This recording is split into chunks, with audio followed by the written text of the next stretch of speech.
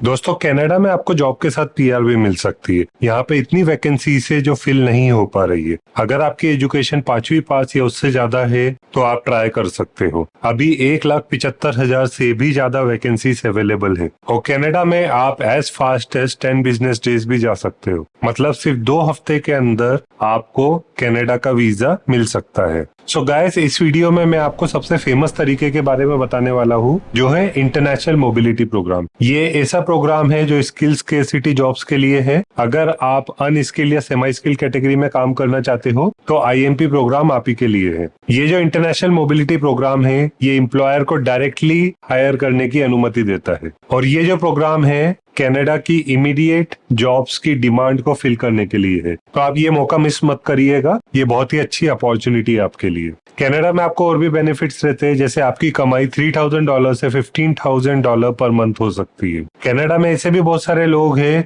जिनको 1 करोड़ तक का भी पैकेज मिला है। मैं आपको कुछ स्क्रीनशॉट दिखा देता हूँ, वो भी आप रिफर कर सकते हो। सो दोस्तों, जैसे आप ये स्क्रीनशॉट्स देख रहे हो, लोगों को ऑलरेडी 1 करोड़ के पैकेज मिल चुके हैं। आपको कनाडा में जॉब लेने के लिए कोई एजेंट की जरूरत नहीं है और आपको इंग्लिश टेस्ट देने की भी जरूरत नहीं पड़ेगी और कंपनी ही आपको फूड, फ्लाइट और अकोमोडेशन प्रोवाइड करेगी। ये डिपेंड करता है फ्रॉम एम्प्लॉयर टू एम्प्लॉयर। कुछ कंपनी आपको सिर्फ रहने खाने की व्यवस्था देती है, कुछ कंपनी आपको फ्लाइट की टिकट भी बुक करके देती है, कुछ कंपनीज और भी ज्यादा लीनियंट रहती है। अगर आप अपनी फैमिली के साथ आ रहे हो तो आपकी फैमिली की फ्लाइट की टिकट तक बुक करके देती है। सो बेसिकली ये डिपेंड करता है एम्प्लॉयर टू एम्प्लॉयर। तो इस वीडियो में हम सोनली बात करेंगे इंटरनेशनल मोबिलिटी प्रोग्राम के बारे में। और कनाडा की सबसे बढ़िया बात यह है कि कनाडा में हर एक प्रोविंस के खुद के इमिग्रेशन प्रोग्राम या पायलट प्रोग्राम भी चलते हैं। तो आपको एज फास्ट एज 4 मंथ में पीआर भी मिल सकती है कनाडा की। जितने भी लोग कनाडा में जाके काम करना चालू करते हैं या इंटरनेशनल स्टूडेंट के रूप में कनाडा में जाते हैं तो उनको 1 से 2 साल में पीआर मिल ही जाती है।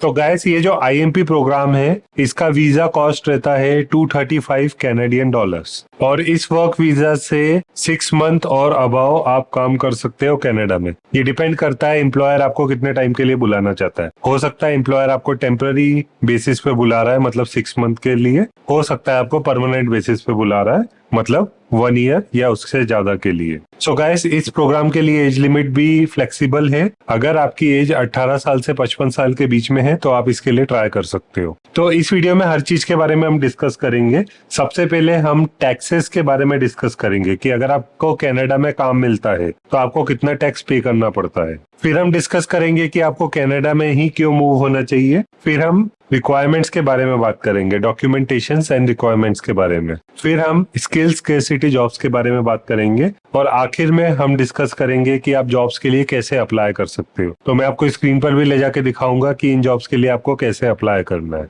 बाय द वे, अगर आप इस चैनल में नए हो तो इस चैनल को सब्सक्राइब कर लीजिए और बेल आइकन भी दबा दीजिए ताकि आपको सबसे पहले नोटिफिकेशन मिलेगा जब भी मेरा कोई वीडियो अपलोड होता है। मैं work visa, study visa and overseas job opportunities के ऊपर वीडियोस बनाते रहता हूँ। और अगर आपको कोई भी पेड सर्विसेज चाहिए तो आप मुझे इंस्टाग्राम पे भी अप्रोच कर सकते हो। मेरी इंस्टाग्राम आईडी है limitlessmayank01। तो दोस्तों, कनाडा में बहुत सारी अपॉर्चुनिटी है, ये अपॉर्चुनिटीज को आपको मिस नहीं करना चाहिए। तो सबसे पहले हम टैक्सेस के बारे में बात कर लेते हैं कि अगर आप कनाडा में जाते हो तो आपको कितना टैक्स देना पड़ता है। तो गाइस, सबसे पहले तो आपको ये समझने की जरूरत है कि कनाडा में टैक्सेस बेस्ड करते हैं प्रोविंसेस टू प्रोविंसेस। हर एक प्रोविंस के अलग टैक्सेस रहते हैं। तो मैं आपको इन जनरल बताने वाला हूँ कि आप कितना टैक्स देने वाले हो। तो गाइस, अगर आपकी $50,000 या उससे कम एनुअल सैलरी है तो आप 15% के आसपास टैक्स देते हो। अगर आपकी सैलरी 50,000 से 100,000 है तो आप 20 से 25% टैक्स पे करते हो। अगर आपकी सैलरी $100,000 से $150,000 है तो आप 25% और अबाव टैक्स पे करते हो। और अगर आपकी सैलरी $150,000 या उससे ज्यादा है तो आप 28% से 35% टैक्स तक पे कर सकते हो। तो आप कितना टैक्स दोगे ये सोलली डिपेंड करता है कि आप कितना कमा रहे हो। जनरली जब आप कनाडा में जाते हो तो आप 15% के आसपास टैक्स पे करते हो। तो गाइस, अब हम समझ लेते हैं कि आपको कनाडा में ही क्यों मूव करना चाहिए, क्या क्या बेनिफिट्स हो सकते हैं अगर आप कनाडा में काम करने लगते हो। तो गाइस, सबसे पहला बेनिफिट है कि आपको हाई एवरेज सैलरी मिलती है। आपकी एवरेज वेजेस $18 से $50 पर आवर होती है। फिर आपको इजी लोन्स और लो डाउन पेमेंट्स मिलते हैं। कनाडा में आपको बहुत ही इजीली लोन मिल सकता है और अगर आप कोई घर परचेस करने की सोच रहे हो तो your down payment can be as low as 5%। फिर आपको ग्रेट सपोर्ट मिलता है एम्प्लॉयर की तरफ से इन केस ऑफ इमरजेंसीज। जैसे कोविड के टाइम पे कैनेडियन सरकार ने हर इंसान के अकाउंट में $2000 और अबाव ऐसे इमरजेंसी फंड दिया था। तो जितने भी लोग कोविड के टाइम पे जॉबलेस थे तो उनको $2000 पर मंथ मिल रहा था। फिर आपके बच्चों की फ्री एजुकेशन हो जाती है। सबसे बढ़िया बेनिफिट आपको ये भी रहता है, और आपको फ्री हेल्थ केयर सिस्टम का भी लुत्फ उठाने को मिलता है अगर आप कनाडा में काम करने लगते हो और आपको कनाडा की पीआर मिल जाती है। तो फिर कनाडा का पासपोर्ट बहुत ही स्ट्रांग है। अगर आपका कैनेडियन पासपोर्ट रहता है तो आप यूएस या यूके भी इजीली जाके काम करना चालू कर सकते हो। गाइस, यूएस में कनाडा से भी ज्यादा सैलरी रहती है। आपको 30 से 40% ज्यादा वेजेस मिल सकती है अगर आप यूएसए में काम करते हो तो। और अगर आपको कनाडा की पीआर मिल जाती है या कनाडा का आपके पास पासपोर्ट है तो आपको यूएसए में विद इन 5 डेज भी वर्क मिल सकता है। फिर कनाडा में वर्किंग आवर्स भी बहुत सही है। आपको 8 आवर्स पर डे काम करना रहता है और वीकली आपको 40 आवर्स काम करना रहता है। आप चाहो तो पार्ट टाइम भी काम कर सकते हो और आपको पेड लीव्स भी बहुत अच्छी मिलती है। आपको हर साल 20 से 25 पेड लीव्स मिलती है।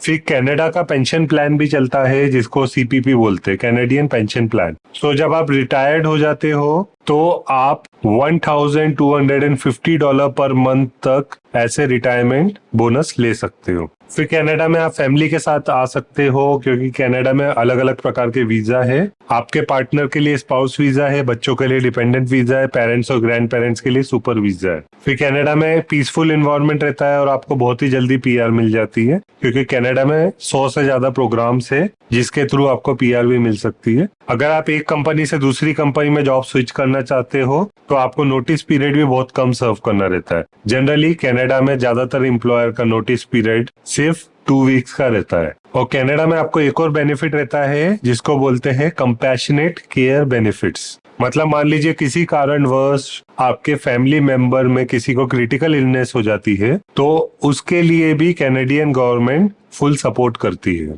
तो गाइस, ये सब फायदे रहते हैं कनाडा में काम करने के लिए। तो गाइस, अगर आप कनाडा में काम करने की सोच ही रहे हो तो आपको सबसे पहले लीमिया प्रोसेस के बारे में पता होना चाहिए जिसको बोलते हैं लेबर मार्केट इम्पैक्ट असेसमेंट। तो बेसिकली लीमिया प्रोसेस क्या कहती है कि अगर कोई भी कैनेडियन एम्प्लॉयर है और अगर उसको किसी को हायर करना है तो वो सबसे पहले अपनी कंट्री में ही हायर कर सकता है, मतलब कैनेडियन सिटीजन्स और परमानेंट रेसिडेंट्स में से। अब मान लीजिए उसको कोई नहीं मिलता है with in their own country, 2-3 महीने हो जाते हैं, उसके बाद ही वो बाहर से हायरिंग करने के लिए एलिजिबल रहता है। इसी प्रोसेस को लीमिया बोल देते हैं। तो अभी तक क्या हो रहा था कि जो भी एम्प्लॉयर आपको हायर करने के लिए एलिजिबल था वो लीमिया अप्रूव्ड एम्प्लॉयर था। जो सबसे पहले अपनी कंट्री में ट्राई कर चुका है, उसको कोई नहीं मिला, तभी वो फॉरेन कैंडिडेट्स को हायर कर सकता है। लेकिन इंटरनेशनल मोबिलिटी प्रोग्राम में आपको क्या बेनिफिट रहता है कि ये सारी प्रोसेस को बाईपास कर दिया जाता है और एम्प्लॉयर आपको डायरेक्टली हायर कर सकता है।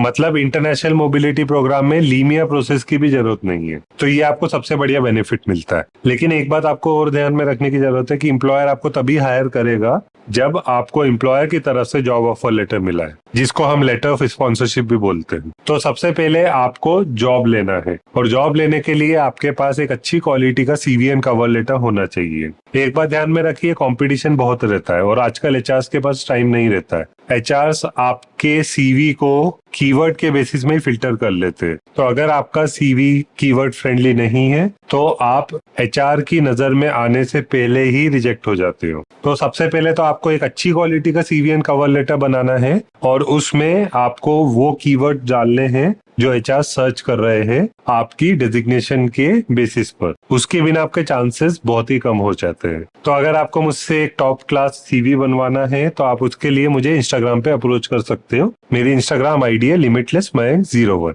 एंड ऑब्वियसली ये पेड सर्विसेज रहेगी। अब दोस्तों, हम एलिजिबिलिटी क्राइटेरिया या रिक्वायरमेंट्स के बारे में बात कर लेते हैं। सबसे पहले आपके पास एक पासपोर्ट होना चाहिए जिसमें 6 मंथ एंड अबाव की वैलिडिटी बची हो। फिर आपके पास एम्प्लॉयर कॉन्ट्रैक्ट फॉर्म होना चाहिए, मतलब आपके पास पास वैलिड वर्क कॉन्ट्रैक्ट होना चाहिए और आपका कोई भी ट्रैवल बैन नहीं होना चाहिए कैनेडियन कंट्री में। फिर आपको सफिशिएंट फंड बताने पड़ते हैं कि आप खुद को सपोर्ट कर सकते हो कनाडा में। फिर आपको एक ब्लैंक पेपर में ट्रैवल आइडेंटिटी लिख के बतानी पड़ती है कि आप कहाँ पे रुकने वाले हो, कौन सी फ्लाइट से जाने वाले हो, किस एम्प्लॉय ने आपको हायर किया है, ये सब आपको अटैचमेंट्स के साथ बताना पड़ता है। फिर आपको एक ट्रैवल इंश्योरेंस करवाना पड़ता है और पुलिस क्लियरेंस सर्टिफिकेट की भी जरूरत पड़ती है। सो गाइस, कनाडा में सिर्फ इंटरनेशनल मोबिलिटी प्रोग्राम ही नहीं है या लीमिया प्रोसेस ही नहीं है, उसके अलावा भी डिफरेंट प्रोग्राम्स चलते हैं, तो उसके बारे में भी हम डिस्कस कर लेते हैं। तो कनाडा में ग्लोबल टैलेंट स्कीम्स भी चलती है, इंटरनेशनल एक्सपीरियंस कनाडा भी चलता है। हर एक प्रोविंसेस के खुद के इमिग्रेशन प्रोग्राम या पायलट प्रोग्राम्स भी रहते हैं।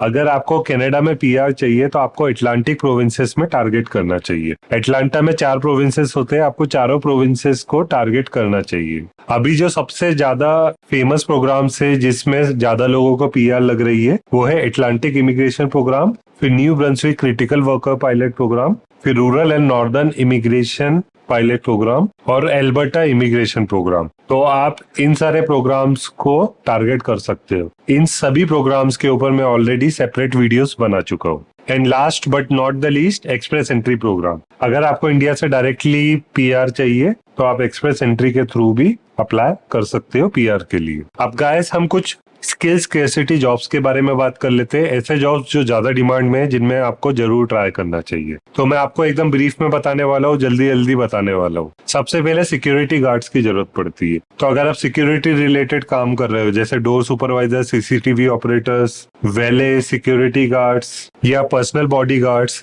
इन सारे सिक्योरिटी रिलेटेड काम में आप ट्राई कर सकते हो। इनमें बहुत ही अच्छे चांसेस रहते हैं और वेजेस भी बहुत अच्छी रहती है। आपको सिक्योरिटी रिलेटेड काम में $20 से $30 पर आवर मिलता है। फिर सेकंड नंबर पे है professional drivers and delivery boys के जॉब्स। तो गाइस, प्रोफेशनल ड्राइवर्स की बहुत ज्यादा डिमांड रहती है। आप कैब ड्राइवर बन सकते हो, ट्रक ड्राइवर बन सकते हो या वैन ड्राइवर बन सकते हो। इनफैक्ट लोकल बस को चलाने के लिए भी लोगों की जरूरत है, तो आप लोकल बस ड्राइवर भी बन सकते हो। और डिलीवरी बॉयज की तो हमेशा ही डिमांड रहती है, तो आप डिलीवरी रिलेटेड काम भी कर सकते हो। डिलीवरी ड्राइवर्स और कैब ड्राइवर्स में आपको बेनिफिट क्या रहता है कि आपको टिप्स भी बहुत अच्छी मिलती है। तो आपको जितनी वेजेस मिल रही है उससे आप 20 से 30% टिप के रूप में वेजेस मान सकते हो। और जो आपको टिप्स मिलती है वो टैक्स फ्री रहती है, तो ये भी आपको बहुत बढ़िया बेनिफिट रहता है। फिर थर्ड नंबर पे है nursing assistants and care givers. Guys, health care sector में हमेशा ही डिमांड रहती है, तो आप नर्सेस या केयर गिवर्स के रूप में ट्राई कर सकते हो। अपार्ट फ्रॉम इट, आप dentist, physiotherapist, psychologist, gynaecologist, homeopathic surgeon, general practitioner, gynaecologist, आप किसी भी प्रकार के डॉक्टर हो